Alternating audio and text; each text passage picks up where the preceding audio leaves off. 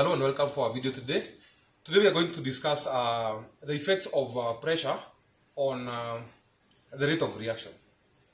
Now we said that for a reaction to take place, the molecules or the reacting atoms must collide with each other. Now, for pressure, let us consider this example here. These are molecules of oxygen and these are molecules of nitrogen. This is our container here, and this is a piston here. Now, as you can see, for a reaction now to occur between oxygen and nitrogen, these two must collide with each other like that. Now, the rate of corrosion will depend, number one, on concentration of these molecules here.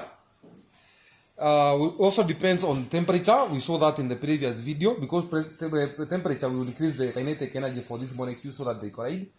Now, let us look at pressure. Now, for this container here, you see that we have very low pressure, and due to this, these molecules are far apart from each other like this, because the lower the pressure, the bigger the volume.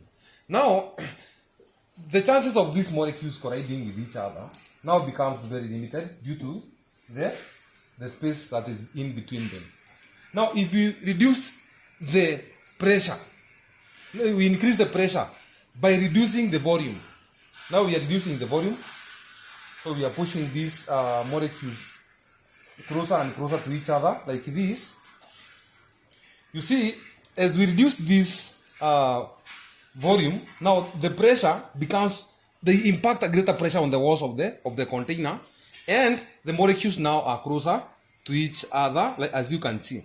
This now means that the distance between these molecules is very close, and so they can collide. The chances of colliding with each other becomes greater, hence increasing the rate of the chemical reaction. So if you reduce the pressure like this, you see now they have a greater volume, and so they will be far away from each other, thus reducing the chances of colliding and a chemical reaction taking place in that matter.